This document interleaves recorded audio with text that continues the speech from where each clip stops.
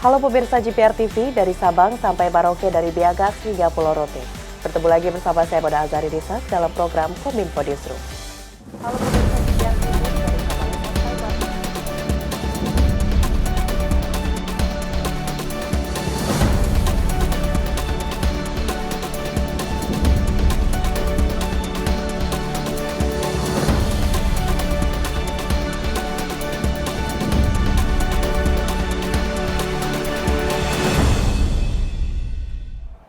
Pemirsa, kita awali informasi pertama. Presiden Joko Widodo mengingatkan masyarakat mewaspadai ancaman krisis pangan dunia. Presiden mendorong pemanfaatan lahan-lahan tidak produktif untuk ditanami komoditas pangan.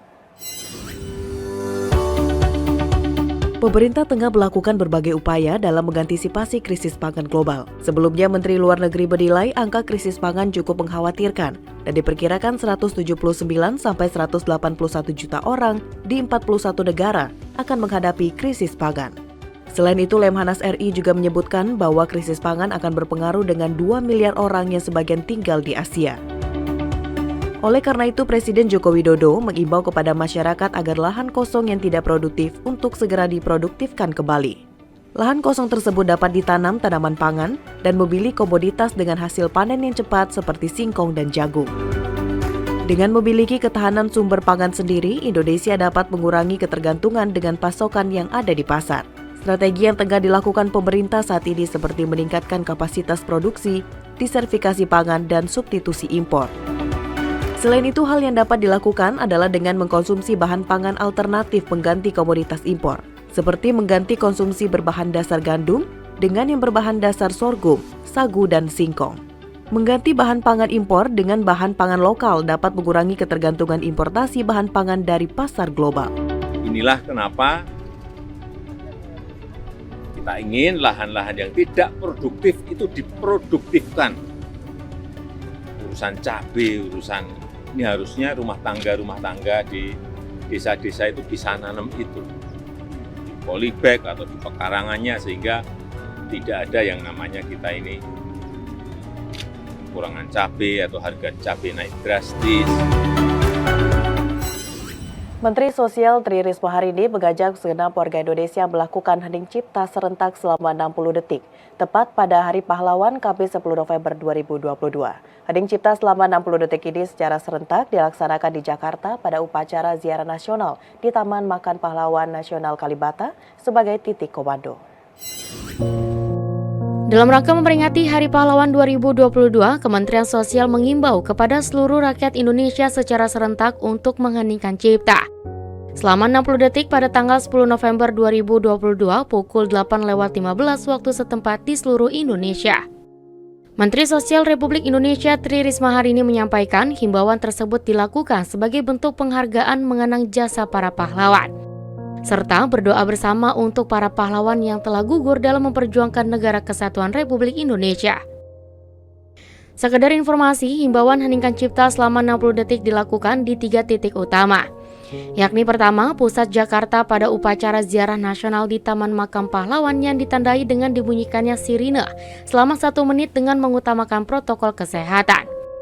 Kedua, pada upacara bendera di halaman kantor gubernur kabupaten maupun kota. Ketiga, yakni pada upacara bendera di seluruh kecamatan, kelurahan maupun desa di seluruh Indonesia.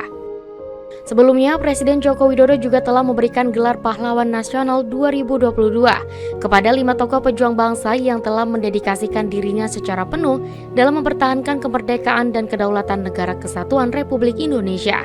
Sebagai bentuk penghargaan atas jasa dan pengorbanan para pahlawan, marilah kita semua mengheningkan cipta secara serentak selama 60 detik pada tanggal 10 November 2020 pukul 8.15 waktu setempat dimanapun kita berada.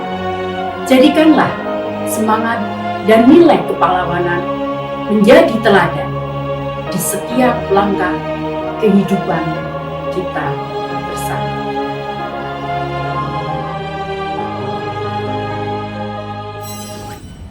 Menteri Koordinator Bidang Politik, Hukum, dan Keamanan Mahfud MD mengatakan Presiden Joko Widodo akan menerima tongkat kepemimpinan ASEAN di Kamboja pada 9-12 November 2022. Terpilihnya Indonesia sebagai Ketua ASEAN menjadi bukti penting momentum kekuatan Indonesia yang sebelumnya pernah menjadi ketua pada tahun 1976, 2003, dan tahun 2011.